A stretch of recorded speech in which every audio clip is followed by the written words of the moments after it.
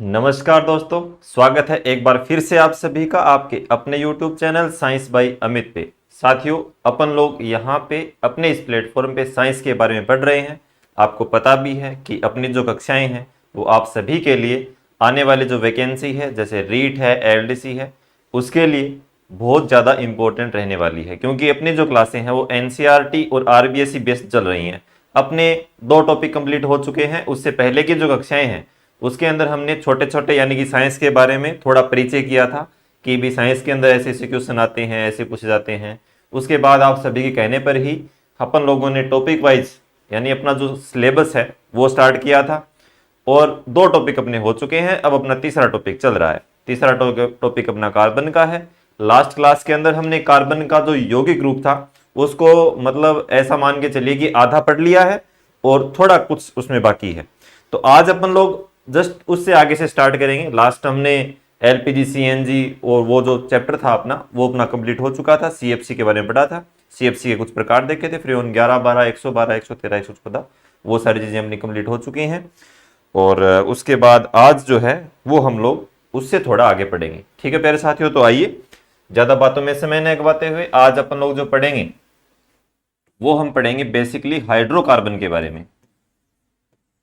ठीक है, अब देखो साथियों, हाइड्रोकार्बन पढ़ने से पहले यानी कि ये अपना आज का मेन टॉपिक रहेगा अपना हाइड्रोकार्बन का। ठीक है, हाइड्रोकार्बन स्टार्ट करने से पहले मैं आपको एक दो बातें बता देता हूं कि क्या होता है कि जो भी पदार्थ है, जो भी यौगिक है, जो भी हम लेते हैं, जैसे मान लो आपके पास CH4 है, उदाहरण लेके समझते हैं, ज्यादा बढ़िया समझ में आएगा। तो अपन लोग क्या करते हैं, जब हम लोगों ने इसको बोलना स्टार्ट किया, भाई हमारे घरों में बच्चे होते हैं, उनके भी पर्टिकुलर एक नाम तो होते हैं ना, भाई कालियो धोलियो पीड़ियो जो भी है, लेकिन नाम तो हो वही भांगा। वैसे ही यहाँ पे है कि भाई ये CH4 है तो इसको CH4 ही बोलें क्या, इसको कुछ और नहीं बोल सकते क्या? जैसे CO2 को तुम कार्बन डाइऑक्साइड बोलते हैं, पर्टिकुलर एक उसका नाम है। जैसे जितने भी तत्व हैं, जैसे H लिखा है तो आप उसे H समझते हैं कि ये H लिखा है, लेकिन मैंने यदि H लिखा है तो आपके माइंड में जो चल रहा है वो चल रहा है कि ये सर हाइड्रोजन है। मैंने यदि यहाँ पे Li लिखा है तो आप इसे Li न पढ़ करके आप उसे लिथियम पढ़ेंगे। मेरे को कई बार हंसी आती है, क्या एक बार जो अपने पीछे जो वीडियो का एग्जाम हुआ था उसके अंदर, अब वो हंसी मान लो या कुछ भी मान लो, लेकिन वीडियो वाले एग्जाम के अंदर लिमिट के कुछ क्वेश्चन दे रखे थे। जैसे अपन लोग साइंस में पढ़ते हैं, सॉरी मैथ में पढ़ते हैं ना, limit, limit x tends to 0। ठीक है, वो जो मैटर था, अब कुछ लोगों को नहीं पता होता, भी वीडियो मेंस का एग्जाम है, उसमें आर्ट के बच्चे बैठेंगे, उसमें कॉमर्स वाले बैठ जाते हैं। तो क्या होता है कि साइंस वाले जो थे, जिनके पास मैथ रही हुई थी, वो तो उसको इसको ऐसे पढ़ेगा ना कि लिमिट x टेंस टू 0। अब जिसने कभी लिमिट का मुंह नहीं देखा वो तो इसको ऐसे पढ़ेगा ना, LIM x, तीर का निशान आगे 0। तो पता नहीं होता ना कि हमें क्या है। तो ये इसलिए है। 12 के पूछ रहे थे कि यार वो LIM वाला क्या आया था, तो वो LIM नहीं है, वो लिमिट x टेंस टू 0 था। अब उनको नहीं पता। वैसा यहाँ पे हुआ कि भाई ये है तो इसका नाम क्या है। अपन लोग नाम जानने का प्रयास करते हैं। अब नाम जानने का प्रयास करते हैं तो लोगों ने फिर घर वाले नाम निकालने शुरू कर दिए कि भाई N कालियो कह दो, N धोलियो कह दो, N पीलियो कह दो। यानी कि मान लो ये CH4 है, अब अपने इंडिया में तो इसको ऐसे बोल देना कि इसका नाम तो कोई पेड़ तिचड़ी रख लो, ठीक है, कार्ती माटी रख लो। तो अपने यहाँ पे नहीं था, हम लोग इसको ऐसे बुलाने लगे कि इसको ये बोल दो, इसको ये बोल दो, लेकिन फिर गड़बड़ होने लग गई। हम लोग जब इधर अमेरिका की तरफ गए तो बोले कि ये क्या है, तो हमने बोला यार ये तो अपना वही है भाई, चीनी का फॉर्मूला होता है ना। ठीक है, अब चीनी बोलेंगे हम तो भी चीनी है ये तो, लेकिन उन्होंने कहा नहीं यार ये चीनी क्या है, होता है चीनी का हमें पता ही नहीं है। तो दिक्कतें आने लगी, दिक्कतें आने लगी, तो फिर क्या हुआ, उन्होंने सोचा कि एक संस्था बनाते हैं, और वो संस्था बनाई गई IUPAC,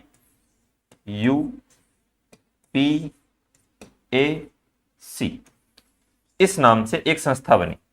कई बार डायरेक्ट यहां से इसका पूरा नाम पूछ लिया जाता है कि IUPAC का पूरा नाम बताइए, तो आप पहले तो ये बताएंगे कि यह नामकरण की एक पद्धति है। सबसे पहले आप इसके बारे में जो चीज बताएंगे तो आप ये बताएंगे कि ये नामकरण की पद्धति है। ठीक है, हम इससे यौगिकों का नामकरण करते हैं, नामकरण की पद्धति है। 2 प्रकार की पद्धतियां होती हैं, एक तो रूढ़ पद्धति जो अपने यहां पे चलती है, इसी को बोल देते हैं व्युत्पन्न पद्धति। लेकिन यहां से क्वेश्चन आने कम चांस रहते हैं, यहां से मोस्टली क्वेश्चन आ जाते हैं। फुल फॉर्म में यदि पूछ लिया आपको तो आप इसका पूरा नाम हिंदी में भी याद रखेंगे और इंग्लिश में भी याद रखेंगे, दोनों टर्म याद रखेंगे। कई बार क्या होता है कि स्पेलिंग आगे पीछे करके थोड़ा घुमा के पूछ लेता है तो अपना माइंड घूम जाता है। तो आई का मतलब होता है इंटरनेशनल। इंटरनेशनल क्यों? क्योंकि हम लोग इंटरनेशनल लेवल की बात करते हैं, ठीक है। क्योंकि अंतरराष्ट्रीय, इंटरनेशनल का मतलब होता है अंतरराष्ट्रीय, आप सभी को पता भी है। क्योंकि देखो क्या है कि जैसे CH4 लिखा है, वही उदाहरण ले लो, अपने अलग क्यों लें, बाकी आगे ले लेंगे। तो इसको जो हम यहां बोलेंगे वही नाम उसका अमेरिका, पाकिस्तान, जापान, फ्रांस, कहीं पे भी जाओ तो उसको एक पर्टिकुलर नाम इसका यही होना चाहिए। वहां के वैज्ञानिक बोले तो भी यही नाम बोले, यहां के वैज्ञानिक बोले तो भी यही नाम बोले, विद्यार्थी बोले तो भी वही नाम बोले, वही नाम उसका टीचर बोले तो वही, आपको गांव की गली में घूमता हुआ कोई बंदा हो वो भी उसका वही नाम बोले। तो इसके लिए यानी इंटरनेशनल, अंतरराष्ट्रीय लेवल की बातें हो रही हैं यहां पे। यू का मतलब होता है यूनियन, ठीक है, ऑफ प्योर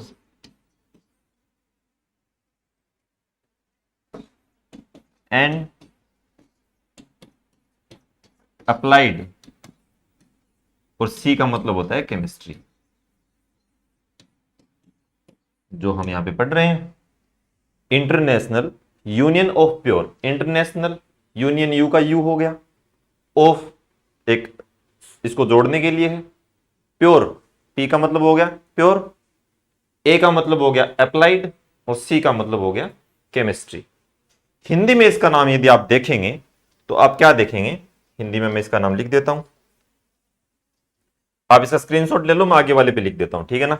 अब यहां पे आ नहीं रहा है, हिंदी में नाम लिख देता हूं आपका यूपीएससी का, 2-3 बार बोलोगे याद हो जाएगा। इंटरनेशनल का मतलब होता है अंतरराष्ट्रीय,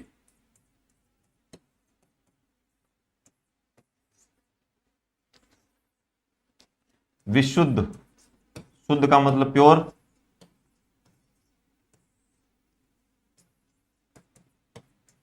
अनुप्रयुक्त, बीच में आप जोड़ देना एवं, एंड लगाया था ना बीच में हमने, अंतरराष्ट्रीय विशुद्ध एवं अनुप्रयुक्त रसायन और संघ। समझ गए होंगे आप। मैं आपको स्पेलिंग बता देता हूं कि इसका क्या अर्थ है। इंटरनेशनल का मतलब होता है अंतरराष्ट्रीय, यूनियन यानी कि संघ बनाना, ऑफ एक इसको जोड़ने के लिए है, प्योर का मतलब होता है प्योर शुद्ध, उसको ज्यादा हिंदी में बोल देंगे तो विशुद्ध हो जाएगा, आप शुद्ध भी बोल सकते हो। एंड का मतलब एवं या और अथवा, अप्लाइड, अप्लाइड का मतलब होता है अनुप्रयुक्त, उसके ऊपर अप्लाई करना किसी चीज को, केमिस्ट्री अपनी रसायन जो चल रही है यहां पे। तो अंतरराष्ट्रीय विशुद्ध एवं अनुप्रयुक्त रसायन संघ जो है IUPAC का पूरा नाम है, या फिर आप अंग्रेजी में बोलेंगे तो आप क्या बोलेंगे, international union and pure applied chemistry, international union of pure and applied chemistry, ऐसा कुछ बोलेंगे, ठीक है ना। तो आप इसका पूरा नाम याद रखेंगे, कि इसका पूरा नाम हिंदी में भी याद रखेंगे, आप इसका नाम अंग्रेजी में भी याद रखेंगे, क्योंकि एग्जामिनर कई बार इसका नाम ऐसे पूछ लेता है, क्या कर देगा, घुमा देगा थोड़ा सा, कईयों में एंड नहीं देगा, कईयों में यूनियन की जगह आगे पीछे कर देगा, ऑफ नहीं देगा, प्योर नहीं देगा।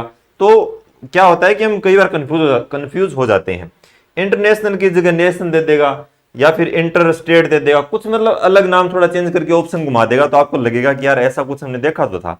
तो आप इसको देख लेना, मान लो रट लियो इन, ठीक है ना, यहाँ याद नहीं हुआ तो रट लियो एकदम, क्योंकि कई बार क्या है, कई चीज आपको रटनी पड़ेंगी। अब एन के समझोगा बताओ, एन तो IUPAC पूरा नाम तो अपन रटना ही पड़ेगा, ठीक है ना, रगड़ी मेल दी कि 2-4 पढ़वानी, इतनो याद हो जाओ। चलो आगे जाना।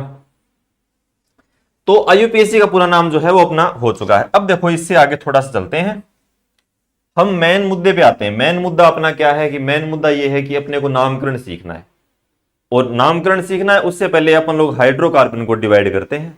मैंने एक चीज आपके सामने आते लिखी थी कि आज हम लोग हाइड्रोकार्बन के बारे में पढ़ेंगे, तो आपके मन में ये चलना चाहिए, आपके दिमाग में ये आना चाहिए कि हाइड्रोकार्बन जो है ना, इसका अर्थ क्या होता है। तो यदि आप साइंस के, यदि आप विज्ञान के होनहार छात्र हैं, यदि आप जिज्ञासु प्रवृत्ति के छात्र हैं, तो आपके मन में एक चीज तो आ गई होगी, अब तक हमने इतनी क्लासें ली हैं, इतना तो आप समझ गए होंगे, नाम लिखते ही आप उसका संधि विच्छेद तो कम से कम कर ही सकते हैं, आपको हिंदी भी आती है। हाइड्रो यानी कि हाइड्रोजन, कार्बन यानी कि कार्बन। इसका मतलब यह है कि कार्बन और हाइड्रोजन से मिलकर के कुछ ना कुछ कार्बन और हाइड्रोजन का चक्कर है साहब। ये हाइड्रोजन और कार्बन मिलकर के है ना, मतलब पूरी दुनिया को एकदम बंधु बना रहे हैं, मान के चलो इनकी मतलब अलग ही है कोई, ठीक है ना। तो हाइड्रोजन और कार्बन जो है वो मिलकर के क्या कर रहे हैं, कुछ ना कुछ काम कर रहे हैं। क्या कर रहे हैं देखो, हाइड्रोकार्बन जो है वो दो प्रकार से डिवाइड कर देते हैं हम। क्या डिवाइड कर देते हैं, इनका कुछ चक्कर है, तो मतलब ये चक्रीय होते हैं, ठीक है। और कुछ एक जो होते हैं वो होते हैं अचक्रीय। अब हमने सबसे पहले क्या किया था कि हाइड्रोजन का और कार्बन का कोई ना कोई क्या चल रहा है, चक्कर चल रहा है। तो भैया चक्कर चल रहा है, लेकिन कुछ लोग बोले नहीं नहीं नहीं, इनका कोई चक्कर बेचारों का नहीं चल रहा है। तो हमने कहा चलो कोई बात नहीं, जो लोग बता रहे हैं कि इनका चक्कर चल रहा है उनको तो हम इस साइड में रख लेंगे, जो लोग ये बता रहे हैं कि इनका कोई चक्कर नहीं चल रहा है उनको हम इस साइड में रख लेंगे। अब सबसे पहले तो हम ये कहा कि यार ये तो कह ही रहे हैं कि इनका कोई चक्कर चल रहा है, पहले तो उन लोगों के पास जाते हैं जो ये कह रहे हैं कि इनका कोई चक्कर नहीं चल रहा है। हम गए इसके पास, इसको जाकर के हमने कहा कि हाँ भाई आप ये किस आधार पे कह रहे हो कि इनका कोई चक्कर नहीं चल रहा है। बोले साहब ये जो है ना, ये आप हाइड्रोजन और कार्बन लिए हुए घूम रहे हो, ये दो प्रकार से होते हैं। मैंने कहा यार चलो ठीक बात है, दो प्रकार आप फिर बताओ कौन कौन से होते हैं। तो इसने कहा साहब एक तो होते हैं संतृप्त, अच्छा, एक होते हैं असंतृप्त। मैंने कहा ठीक बात। फिर मेरी जिज्ञासाएं थोड़ी और बढ़ी, मैंने पूछा यार ये संतृप्त असंतृप्त क्या होते हैं ये। फिर उसने मेरे को बताया कि संतृप्त वो होते हैं, जैसे मतलब अपने दैनिक जीवन में हम ये कहें कि एक आदमी खाना खा के पूरी तरह से संतुष्ट है, आप उसके सामने अब चाहे काजू कतली रखो, चाहे आप उसके सामने जूस रखो, वो कुछ खाए नहीं कुछ पिए नहीं। मैं मारवाड़ी आदमी, मैंने उसको बोला मतलब दापेड़ो एकदम। मैंने हाँ हाँ एकदम ठीक बात। तो कहने का मतलब है एकदम जो दाब जाए, एकदम जो दापेड़ो आदमी है वो तो क्या होगा, संतृप्त होगो। ओ होगो एकदम भूखो, जकन चाहे कदी की खुआ दो।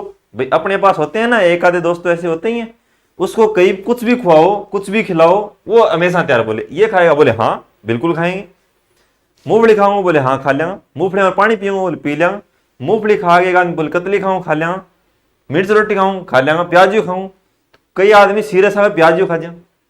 तो कहने की बात है मतलब बन खानो मतलब है खाली खाली।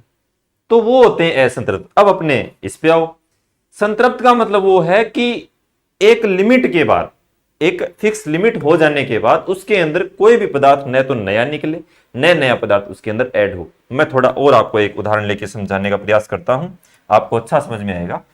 मान लो ये पानी है, ये एक पात्र है, इसके अंदर पानी डाल रखा है आपने, ठीक है। आपको बोला गया कि आप एक काम करो, आप बना लो नींबू पानी, ठीक है। आपने बोला ठीक है बनाते हैं। आपने फिक्स पानी ले लिया कि भी चलो अपन लोग क्या करते हैं, 200 ग्राम के आसपास आपने क्या ले लिया, पानी ले लिया, ठीक है। फिर आपने सोचा कि यार चलो इसके अंदर अपन लोग क्या करते हैं कि 100 ग्राम के आसपास चीनी डाल लेते हैं। तो आपने इसमें 100 ग्राम चीनी डाल दी, 100 ग्राम चीनी डाल दी, घोल ली, पूरी तरह से घुल गई। अब इस पानी की एक फिक्स लिमिट थी कि इसके अंदर 100 ग्राम के बाद इसके अंदर चीनी और नहीं घुलेगी। अगर आपने इसके अंदर 50 ग्राम और डाल दी कि यार चलो थोड़ा फीका रह गया 50 और डाल देते हैं, वो यदि नहीं घुलती है, आप बोलो यार घुल नहीं रही है, चलो एक काम करते हैं इसको गर्म करते हैं। गर्म किया तो भी नहीं घुली, ठंडा किया तो भी नहीं घुली, मतलब ये कैसा विलियन है, ये है आपका संतृप्त। इसकी काया एकदम धाप चुकी है, वो एकदम दापेड़ पेट भर गयो, मतलब वो क्या है, संतृप्त है। यदि ये चीनी इसमें घुल जाती, भाई थोड़ी सी अवस्था चेंज करता है कि यार चलो इसको थोड़ा गर्म करते हैं, गर्म करते ही यदि ये इसमें घुल जाती तो वो क्या हो जाता, असंतृप्त हो जाता।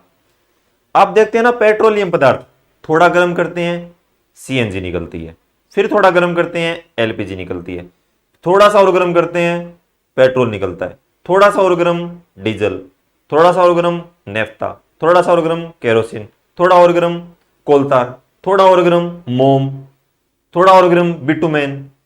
कहने का मतलब यह है कि अगर आप गर्म करते जाते हो, आप अवस्थाएं चेंज करते जाते हो और उसके साथ साथ आपको एक नया पदार्थ मिलता जाता है, इसका मतलब वो पदार्थ आपका असंतृप्त है। संतृप्त और असंतृप्त समझ में आ गई। संतृप्त का मतलब अपने साधारण लैंग्वेज में याद रख लो, संतृप्त का मतलब होता है एकदम पेट भरा हुआ दापेड़ो, और असंतृप्त का मतलब होता है भूखो, एकदम भुखड़, जगन आप कहीं खा दो थोड़े से पसवाड़ो फेरे और दो कतली और खा ले। कहने का मतलब वो एकदम भूखा है। और ये क्या है, एकदम काया तृप्त है, संत आदमी है मेरी तरह, बहुत अच्छा आदमी है, ठीक है ना।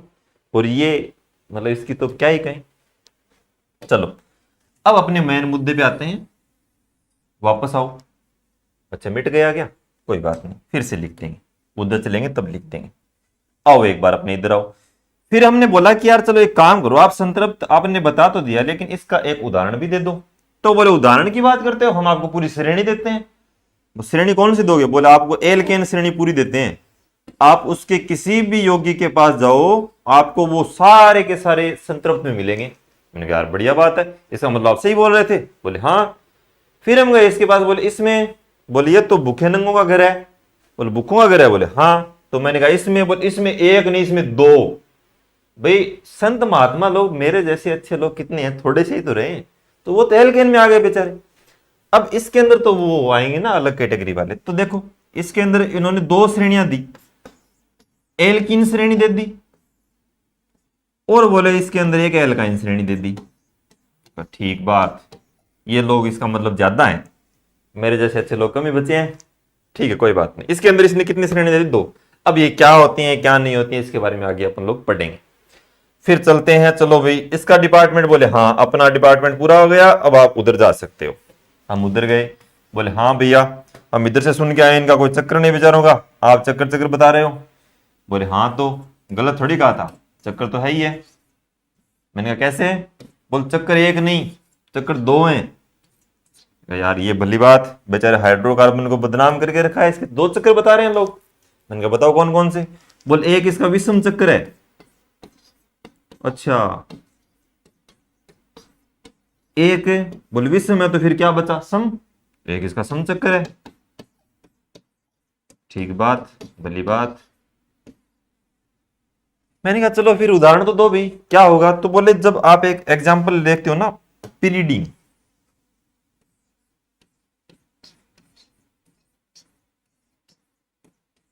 एक आप देखते हो फ्यूरेन।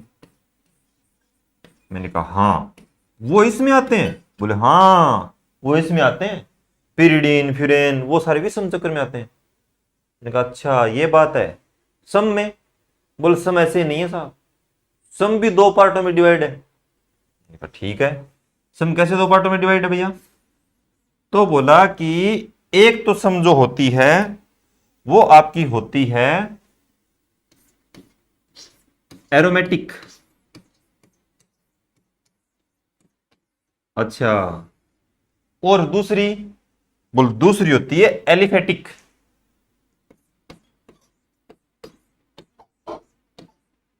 एलिफेटिक लिख लेना आप साइड में ना, एलिफेटिक। ठीक है। मैंने कहा समचक्रीय दो प्रकार की, एक एरोमेटिक एक एलिफेटिक। मैंने कहा उदाहरण, भाई सबके देते आ रहे हो इनके, बोले इनके दे देंगे क्या बात करते हो।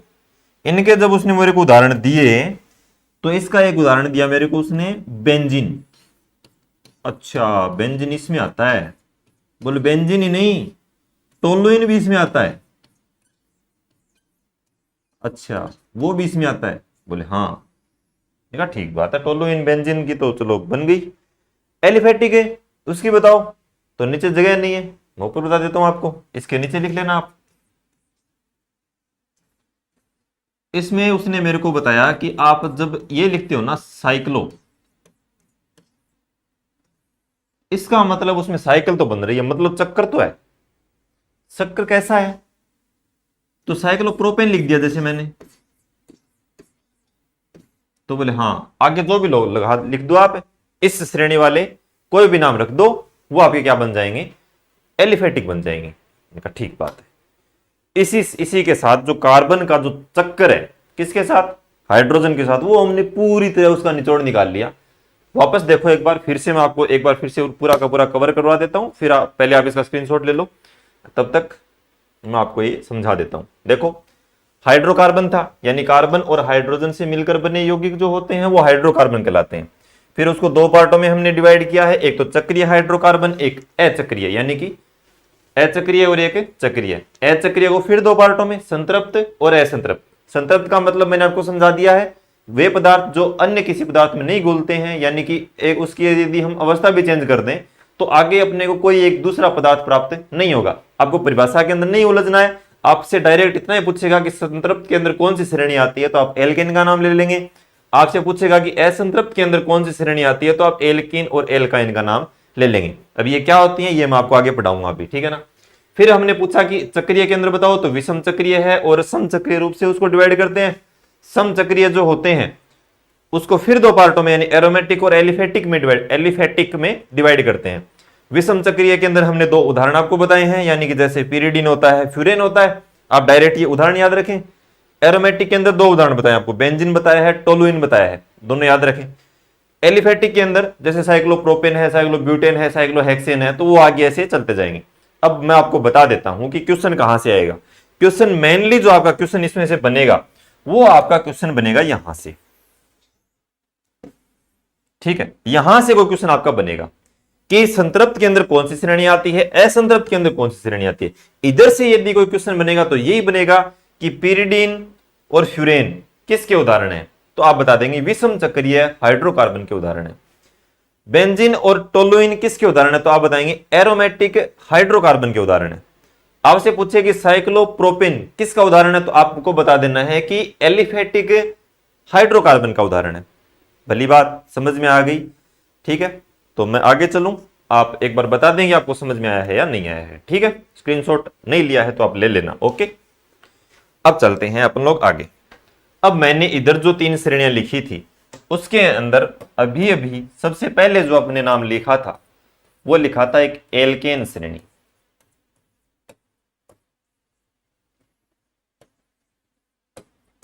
एल्केन श्रेणी, एल्केन श्रेणी। एक चीज हम इसके बारे में जानते हैं, क्या जानते हैं, तो आप इसके बारे में ये जानते हैं कि ये जो है वो किस प्रकार की होती है, तो अभी अभी आपने बताया है संतृप्त होती है। किस प्रकार का हाइड्रोकार्बन है, तो आप बताएंगे संतृप्त हाइड्रोकार्बन है। फिर मैंने CFC जब पढ़ाया था तो मैंने उसके अंदर एक चीज काम में ली थी, एल्केन श्रेणी। याद करो पीछे वाली क्लास, उसके अंदर मैंने आपको क्या बताया था, ये बताया था कि एल्केन जो होती है उसके अंदर हमेशा कौन सा बॉन्ड आएगा, सिंगल बॉन्ड आएगा। तो यदि मैं आपसे बंद पूछूं, यदि मैं आपसे बॉन्ड पूछूं, कौन सा बंद आएगा, एकल बंद आएगा। यानी कि बॉन्ड कैसा रहेगा, सिंगल बॉन्ड रहेगा। कैसा बॉन्ड रहेगा, सिंगल बॉन्ड इसमें रहेगा। सबसे मोस्ट इंपॉर्टेंट जो इसमें क्वेश्चन बनता है वो ये बनता है कि इस श्रेणी का अन्य नाम क्या है, मोस्ट इंपॉर्टेंट क्वेश्चन। और यहां से मेरे को लगता है कि आने के पूरे पूरे चांस हैं कि अगर कोई अच्छा क्वेश्चन इसमें से बनता है तो वो अन्य नाम का बनता है।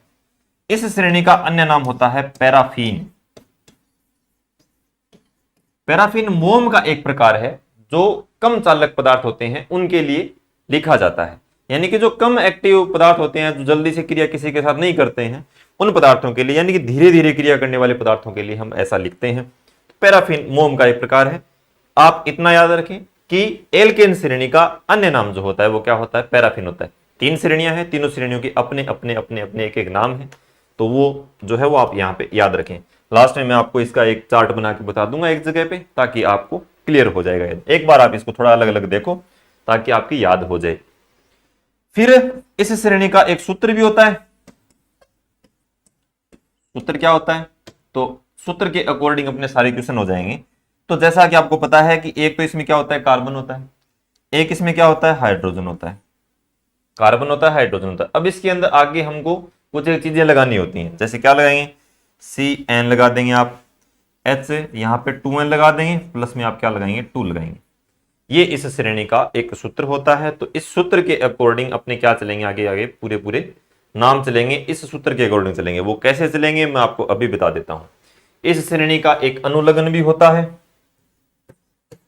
क्या होता है? इस श्रेणी का एक अनुलग्न होता है। अनुलग्न क्या होता है? एल्केन। आप नाम बोलेंगे, आप बोल के देखिए, एल्केन लास्ट में किसकी ध्वनि आ रही है? एन की ध्वनि आ रही है, तो इस श्रेणी का एक अनुलग्न होता है एन। क्या होता है इस श्रेणी का अनुलग्न? एन होता है। तो ये थोड़ा सा आप याद रखेंगे, ठीक है ना। देखो, अनुलग्न बता दिया, संतृप्त, बंद, अन्य नाम, सूत्र हो गया, और अनुलग्न आपका एन हो गया। जैसे अपने एन यू मान के चलो कि हिंदी के अंदर प्रत्यय जो होते हैं ना, वो शब्द के अंत में लग करके और उसका अर्थ चेंज कर देते हैं, उनका कोई स्वतंत्र अस्तित्व नहीं होता है। वैसा ही यहाँ पे है, ये शब्द के लास्ट में जुड़ेगा। पूर्व लगन होता तो वो उपसर्ग की भांति कार्य करता। थोड़ी अपनी हिंदी की संधि भी क्लियर हो जाएगी साथ साथ में, ठीक है ना। तो ये देखो यार कि कितने कितने सब्जेक्ट चल रहे हैं आपके साथ में, कभी हिंदी, कभी क्या, कभी क्या। अब देखो, अब जो यहाँ पे मैंने आपने यदि गौर किया है तो मैंने यहाँ पे लिखा था, एक फॉर्मूला लिखा था, CnH2n+2। अब ये आपको ये C समझ में आ गया, H समझ में आ गया, आपको ये N का शायद चक्कर थोड़ा समझ में नहीं आया होगा। मैं आपको बता देता हूं। N होती है यहां पे, N क्या होती है यहां पे? N होती है आपकी कार्बन परमाणुओं की संख्या।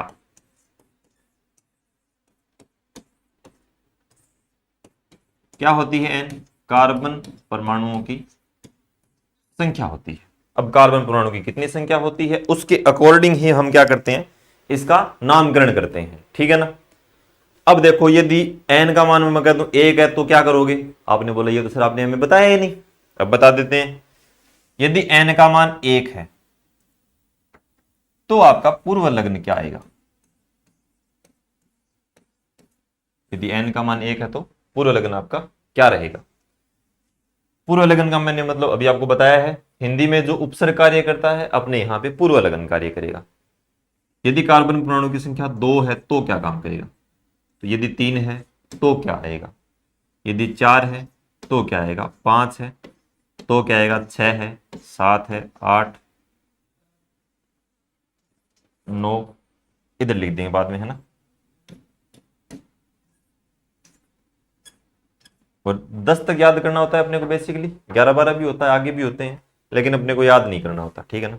देखो, यदि कार्बन परमाणु की संख्या 1 है तो पूर्व लग्न उसका क्या आ रहा होगा? तो वो आएगा, वैसे तो आपको आता भी होगा, लेकिन मैं यहाँ की टॉपिक पूरा कर रहा हूँ, कुछ विद्यार्थियों को नहीं आता है तो वो थोड़ा सा देख लें। वैसे हालांकि ये चीजें अपनी पढ़ी हुई होती हैं तो अपने को इन चीजों का पता होता भी है। 1 है तो मेथ आएगा, 2 है तो एथ आएगा, फिर आएगा प्रो, फिर आएगा ब्यूट, फिर आएगा पेंट, 6 है तो हेक्स, 7 है तो हेप्ट, फिर आएगा आपका ऑक्ट, 9 है तो नॉन, और यदि आपका सी का मान 10 है तो नॉन, और 10 आ गया तो डेक। आगे भी होते हैं, यदि मान लो 11 लिखा हुआ है तो वो होता है आपको अनडेकेन,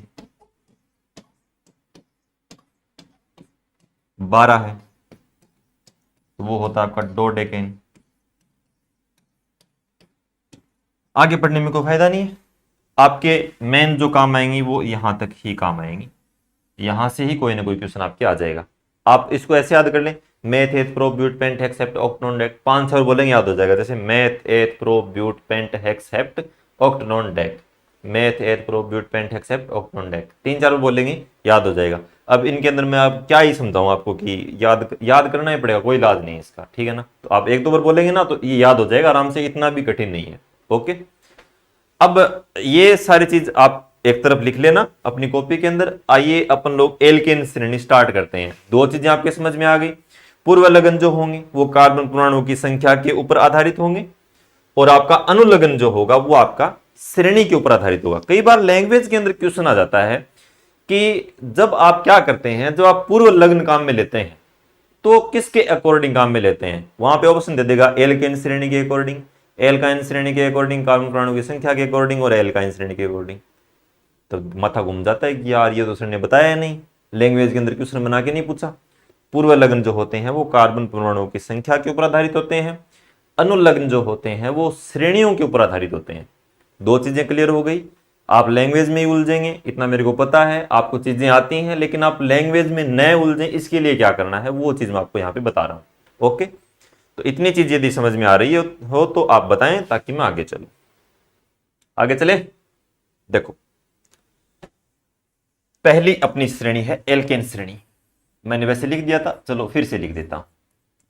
फिर से लिखने का रीजन आप जानते होंगे, क्योंकि हम अब लोग श्रेणी को काम में लेने वाले हैं। देखो CnH2n + 2 फॉर्मूला सबसे पहले लिख लें ताकि थोड़ा इजी हो जाए अपने लिए। आपके मन में आया कि सर आप मेरे को ये बताओ कि आप जो CH4 कर रहे थे उसके अंदर कार्बन परमाणु की संख्या 1 थी, कार्बन परमाणु की संख्या 1 थी। आप मेरे को एल्केन श्रेणी का सूत्र बताओ, बता देंगे, कौन सी बड़ी बात है यार। अब आपको करना क्या है, ये जो एक है ना, एक, इस एक को पकड़ना है, एक को पकड़ के रखना है आपको इस एन की जगह। कहां पे रखना है आपको इस एक को, इस एन की जगह रखना है। एन आपको जहां दिखाई दे वहां पे आपको वो चीज रखनी है जो इस सी के आगे लिखी हुई होती है, कार्बन परमाणुओं की संख्या। आपको नंबर पे फोकस करना है। नंबर को फोकस इसलिए करना है क्योंकि आपको श्रेणी के अंदर इस एन की जगह रखना है, बाकी आपको छेड़छाड़ नहीं करनी है। छेड़छाड़ के देवता अपने इल्लोजी हैं, वो अलग डिपार्टमेंट है, छेड़छाड़ को छोड़िए आप। तो सी को काम में लेना है अपने को। एक की संख्या जो है वो अपनी एल्केन श्रेणी के लिए पढ़ रहे हैं, तो अभी आप यहां पे लाओ सी एन की जगह 1, फिर है H, तो H का H अपने को कोई छेड़खानी नहीं करनी है। फिर आगे 2 है तो 2, फिर और आगे गई, आगे n आ गया, n की जगह तो वहां पे अपने को पता ही है। बीच में कोई निशान नहीं है, 2 और n के बीच में यदि कोई निशान नहीं है इसका मतलब यह है कि उनके बीच में गुणा का निशान है। कोई निशान नहीं है मतलब कोई ना कोई क्या चल रहा है, चक्कर चल रहा है, तो गुणा का निशान है। ओके, तो 2 × 1, फिर आगे किसका चिन्ह है, प्लस, आगे क्या है 2, कर दो सोल्व। सी 1 लिखो ना लिखो कोई फर्क नहीं पड़ता। फिर आगे है H 2 × 1, बोर्ड मास का नियम यहां भी लगेगा, तो पहले गुणा होगा फिर योग होगा। 2 × 1 तो 2, प्लस प्लस 2 तो 2, 2 और 2 4, क्या आया CH4। निकाल दिया ना, देखो होशियार हो गए अपन लोग, तो CH4 अपन लोगों ने निकाल दिया। CH4 निकाल दिया। अब बोले नाम तो बताओ, कब से नामकरण चिल्ला रहे हो, नाम बता देंगे यार, कौन सी बड़ी बात है। C यदि 1 है, C यदि 1 है, पूर्व लग्न क्या आएगा। आपको दो चीजें देखनी है, क्या क्या देखनी है आपको, एक देखना है इसका पूर्व लग्न। आगे अपने को टाइम नहीं लगेगा, एक बार के लिए आपको थोड़ा बता रहा हूं इसलिए लग रहा है। एक मैं लिखूंगा यहाँ पे अनुलग्न, और दोनों को जोड़ दो और इसका क्या हो जाएगा, नाम अपना कंप्लीट हो जाएगा। CH4 पूर्व लग्न क्या आएगा, तो कार्बन की संख्या यदि 1 हो, कार्बन की संख्या यदि 1 हो, पूर्व लग्न क्या आएगा, मेथ आएगा। आगे चलो, पूर्व लग्न क्या आएगा, मेथ, तो आप यहां पे लिखेंगे मेथ। श्रेणी कौन सी काम में ले रहे हो, क्यों, अनुलग्न लिखना है अपने को, बीच में किसका चिन्ह, प्लस का। अनुलग्न कौन सी श्रेणी का, एल्केन श्रेणी का। एल्केन बोल के देखो, लास्ट में किसकी ध्वनि आ रही है, एन की ध्वनि आ रही है। मेथ में आप क्या जोड़ देंगे, एन जोड़ देंगे, meth plus ane, methane, methane, methane, तो आपका क्या हो जाएगा ये नाम। अरे पल्ले पड़ा या नहीं पड़ा, समझ में आ गयो के, मैंने उम्मीद है कि थारा सारा समझ में आ गयो हो सी। अब आप आगे चला, ठीक है। आगे थे, मैंने एक उदाहरण और बता दो। मैं अब की बार कार्बन की संख्या ले रहा हूं 4 ले लो, थोड़ा समझ में आ जाओ आपने। अच्छा, संरचना कौन बताएगी थाने, संरचना थाने यही बता दे, कोई बात नहीं। मैं अब सीधो लिख रहा हूं, तवड़ा तवड़ा समझता जाओ। CnH2n + 2 फॉर्मूला है अपना, n की जगह अपने को 4 रखना है, तो C4H2 × 4 प्लस में 2, 4 क्यों लिया है, क्योंकि n की संख्या 4 है। तो C4 2 4 दूने 8, 8 और 2 10, डायरेक्ट लिख दूं C4H10। आपके मन में दो डाउट रहे हैं, एक तो एकल बॉन्ड वाला रहा है और एक संरचना वाला रहा है, बता देंगे कोई बात नहीं। C4 है भैया यहाँ पे, है ना, ये 4 है, ठीक। अब देखो नाम लिखो, तो नाम लिखेंगे C4 है, 4 है तो मेथ एथ प्रो ब्यूट, तो ये ब्यूटीफुल आदमी जो है ये आएगा। तो सबसे पहले आप क्या लिखेंगे, इसका अनुलग्न लिखेंगे, सॉरी पूर्वलग्न लिखेंगे, ब्यूट। श्रेणी कौन सी है, एल्केन है, तो एन लगाएंगे आगे, butane, butane butane butane butane butane butane. Okay, चलें आगे, ये आपका नाम हो गया।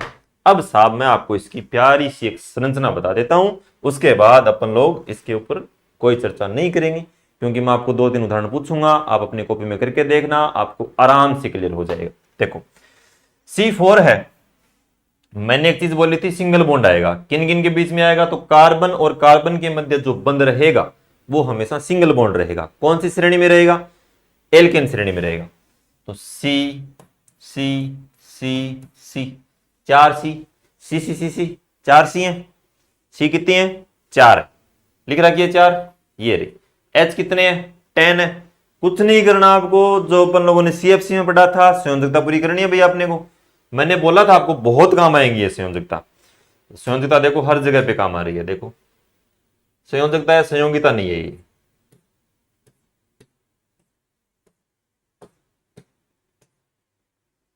होगी पूरी, देखो कैसे, इस कार्बन की संयोजकता 1 2 3 और 4, आगे वाले की 1 2 3 और 4, आगे वाले की 1 2 3 4, आगे वाले की 1 2 3, ये बीच वाली जो है वो दोनों तरफ काउंट होती है। आपको पता भी है, अपने को ज्यादा नहीं उलझना है, ये बॉन्ड कैसे बने, इलेक्ट्रॉनों के मिलने से बने नहीं बने, अपने को इतना करना है कि यार ये बॉन्ड है, ये इसमें भी काउंट होगा, ये इसमें भी काउंट होगा।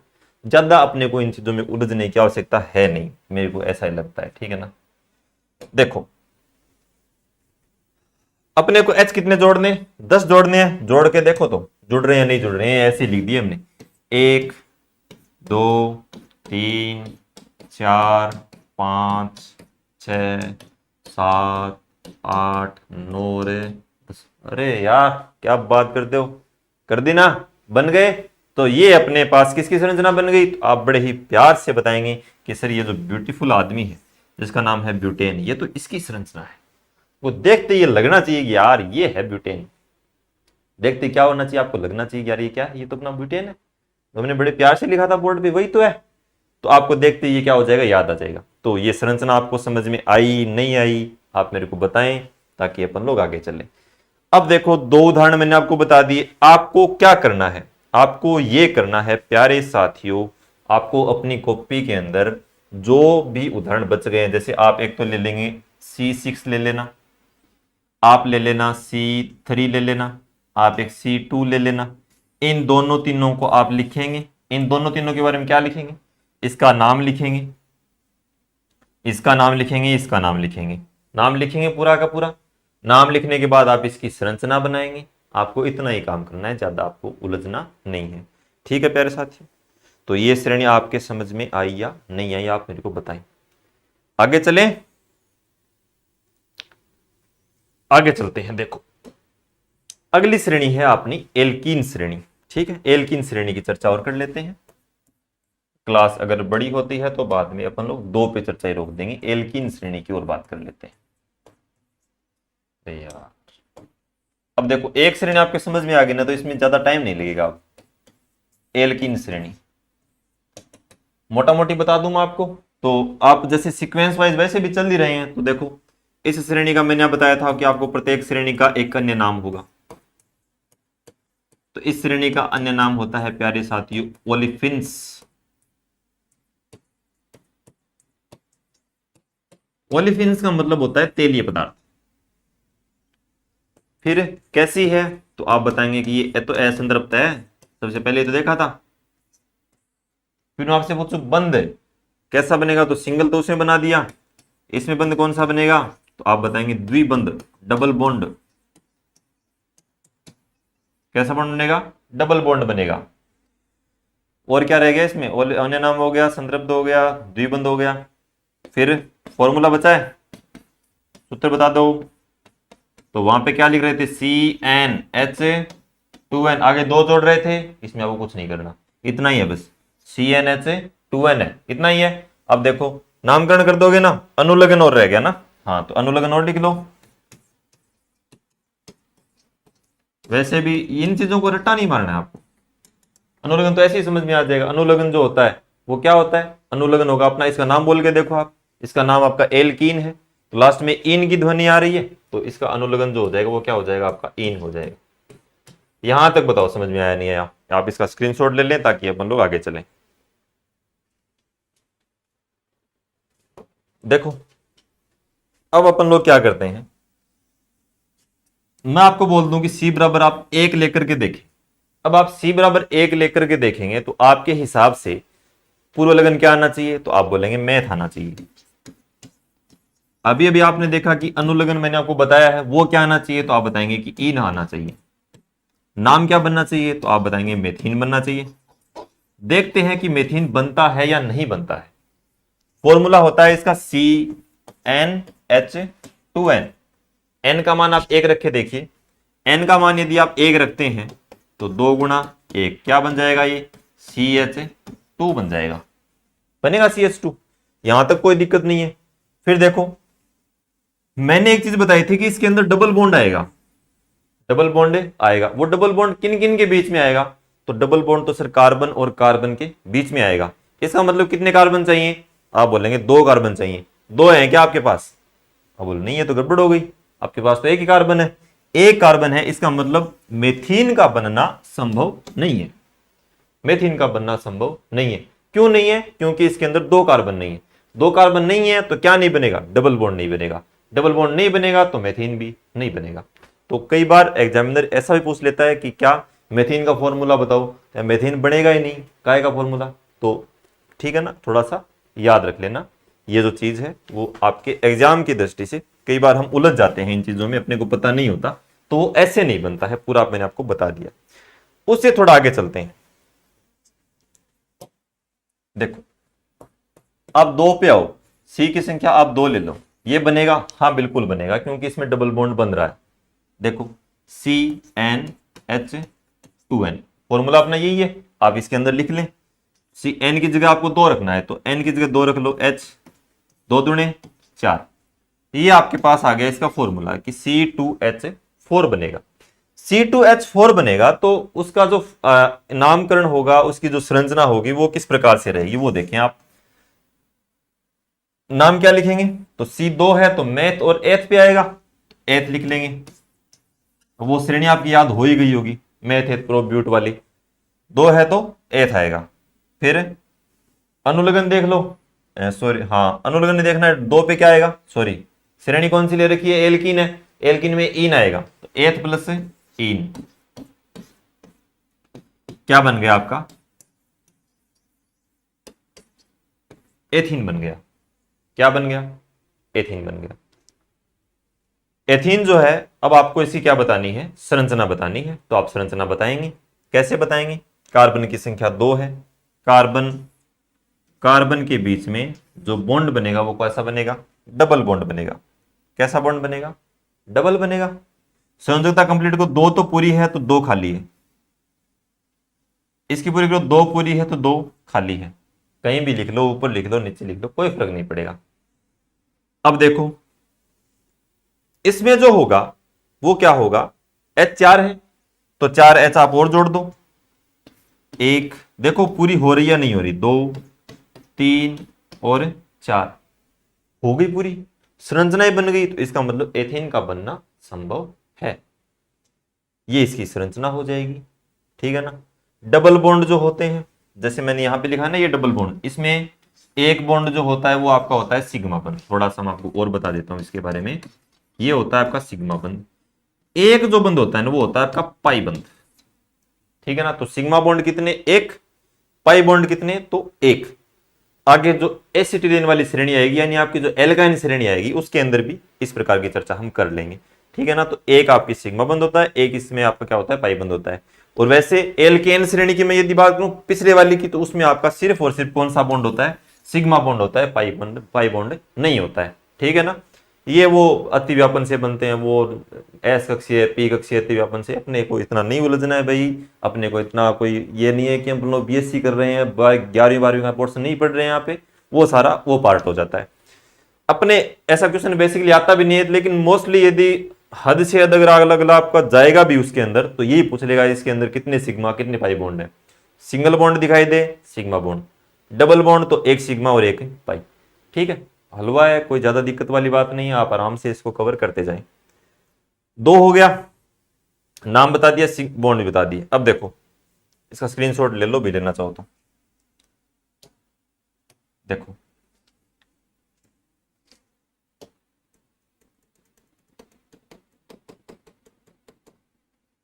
वापस आओ।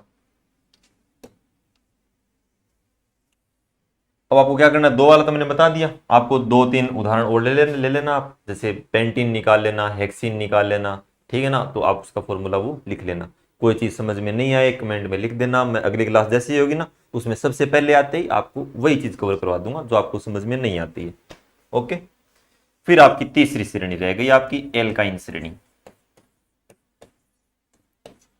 तो वही बातें जो उसमें थी इसमें कुछ अलग थोड़ी ना होंगी। इस श्रेणी को आपको पता ही है कैसी होती है, तो आप बताएंगे असंतृप्त होती है। ये भी एकदम बेचारी भूखी है, भूख लगी हुई रहती है इसको। बंद कौन सा बनेगा, पहले में 1 है, इसमें 2 हैं, उसमें 2 थे और इसमें इसमें बोला यार मेरा लास्ट लास्ट में नंबर आया तो 3 तो दो कम से कम, बड़ा नाम ही बड़ा है। देखो ऐसे एल्काइन, चलो ठीक है दे दो रे, कोई बात नहीं। तो 3 बॉन्ड बनेंगे इसमें। कितने बॉन्ड बनेंगे इसमें, 3। इसमें एक जो रहेगा, अब कई लोग तो ये बोल रहे सिर्फ बीच वाला होता है, इतना मत उलझो उसमें। आप इतना याद रख लो कि इसमें एक जो होता है ना वो तो होता है सिग्मा, ठीक है। 2 कैसे होते हैं, ये वाला मान लो, चलो ये मान लो, ठीक है ना, बाहर वाले मान लो, अंदर वाले मान लो, लेकिन आप इतना याद रखें सिग्मा बंधों की संख्या होती है, सिग्मा बंधों की संख्या होती है 1 बंध, और पाई बंधों की संख्या होती है 2। तो पाई बंध इसमें कितने पाए जाते हैं आपके, 2 पाए जाते हैं, ठीक है। नॉर्मल सा आप याद रखें, हालांकि इतने क्वेश्चन नहीं आते हैं डीपली, लेकिन फिर भी पूछ ले तो सामान्य जानकारी के लिए आप इतना याद रखें कि इसमें 1 सिग्मा बॉन्ड होता है और 2 पाई बॉन्ड होते हैं। कौन सा बीच वाला ये वो इतना आप भी आपको नहीं पढ़ना है, ठीक है ना। तो सीधा याद रखें कि बंद कितने बनेंगे, कि 3 बॉन्ड, 3 बंद बनेंगे, ठीक है ना। फिर आप ये याद रखें कि इसका अनुलग्न क्या होता है, क्योंकि श्रेणी के अकॉर्डिंग हम एक जो चीज निकालते हैं वो अनुलग्न ही तो निकालते हैं। तो इसका जो अनुलग्न होता है वो होता है आपका आइन। आइन कहां से आया, आप नाम बोल के देखें, एल्काइन, एल्काइन, आइन। तो आइन इसका क्या हो जाएगा, अनुलग्न हो जाएगा। फिर बच गया वही सूत्र, बच गया अपना सूत्र होता है इसका CnH2n। अब इतना तो आपको याद हो ही गया होगा, एल्केन में 2 जोड़ रहे थे, एल्किन में ना कुछ जोड़ रहे थे ना कुछ घटा रहे थे। इसमें आप क्या करेंगे, 2 घटा देंगे, सिंपल है। पहले में 2 जोड़े, दूसरी में कुछ नहीं, लास्ट में 2 माइनस, समझ में आ गया। फिर अन्य नाम,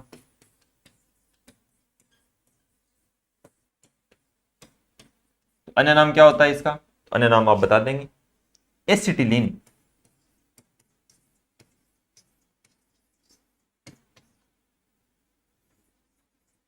एसिटिलीन इस श्रेणी का एक अन्य नाम होता है।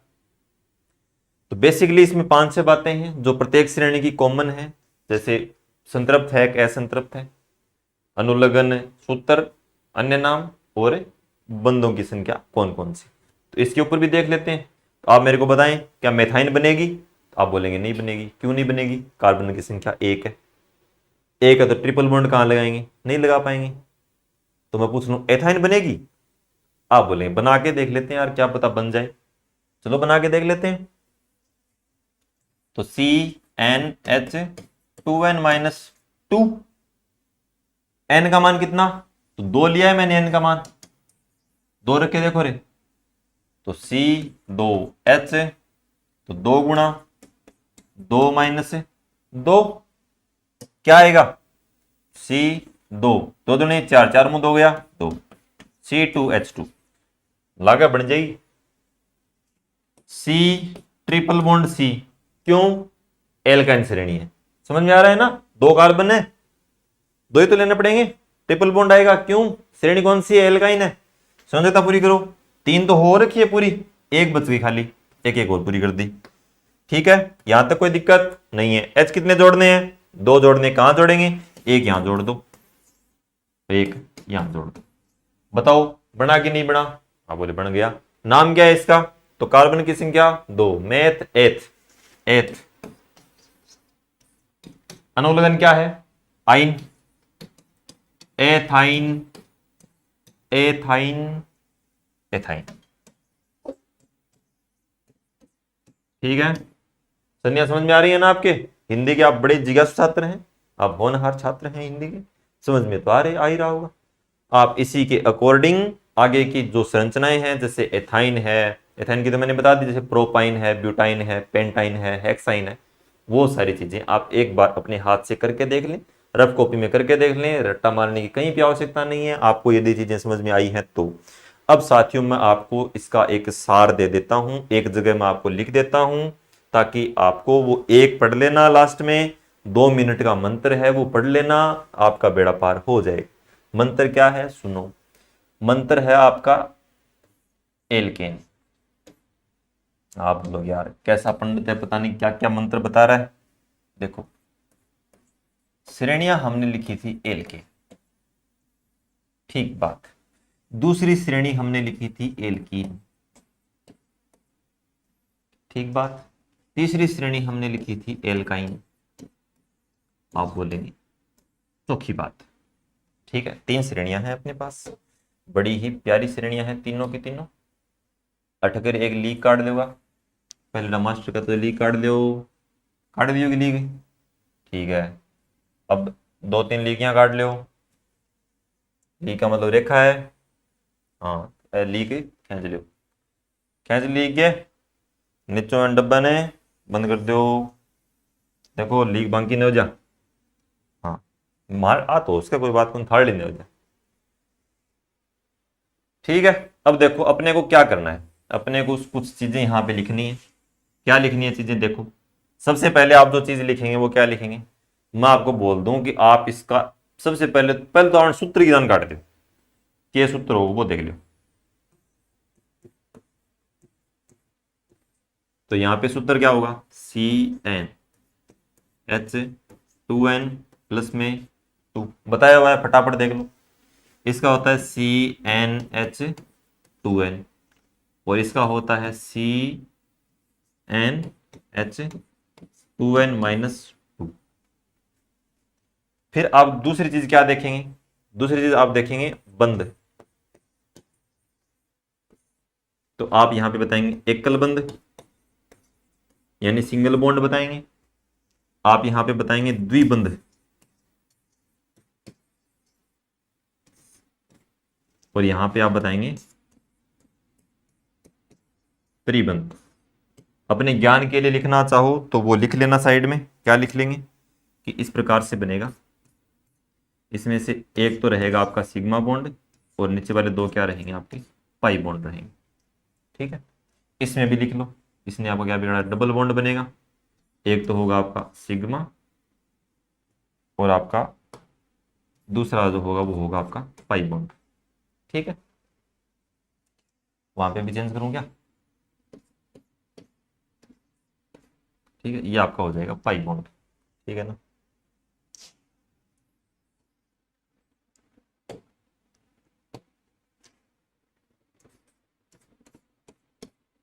पाई बॉन्ड हो जाएंगे 2 आपके, ओके। अब वही काम अपना, तो खींच दो रेखा, खींच दी। तीसरी चीज पे आओ, क्या लिख रहे थे हम, 2 चीजें हो गई अपनी, अब लिख दो अनुलग्न। इसका क्या होता है एन, एल्कीन का हो जाएगा इन, इसका हो जाएगा आपका आइन। ठीक है, फिर से लाइन खींच दो,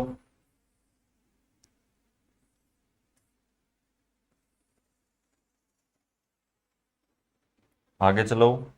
फिर क्या लिखना है अपने को, अन्य नाम या उपनाम बोल दो, चाहे आप अन्य नाम बोल दो। अन्य नाम क्या होता है इसका, तो इस एल्केन का होता है पैराफिन, बताया था।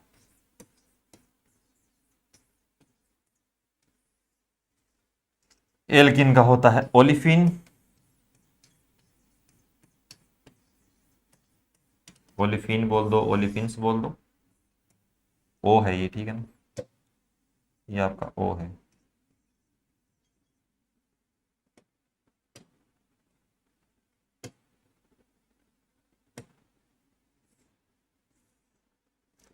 और इसका होता है आपका एसिटिलीन। तीनों श्रेणियों की अपने अपने एक एक अन्य नाम है। ठीक है, यहां तक क्लियर है। देखो आगे चलते हैं। और क्या रह गया अपना? हाँ, वो हाइड्रोकार्बन का प्रकार देख लो। हाइड्रोकार्बन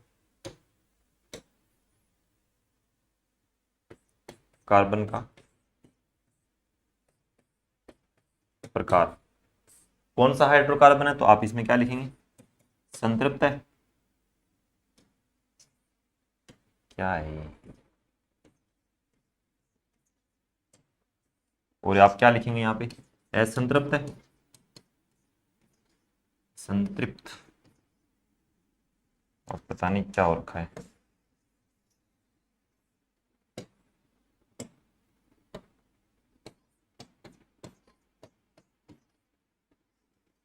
और यहाँ पे आप क्या लिखेंगे? ये भी है संतृप्त आपका।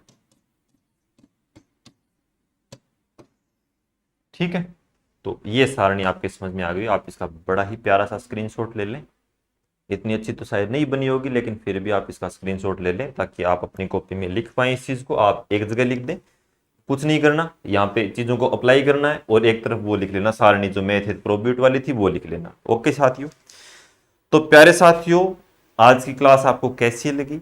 अपना जो हाइड्रोकार्बन वाला चैप्टर था वो अपना कंप्लीट हो चुका है। इसी के साथ अपन लोग नेक्स्ट क्लास के अंदर जरूर मिलेंगे, जल्दी ही मिलेंगे। तब तक आप अपनी तैयारी में मस्त रहें।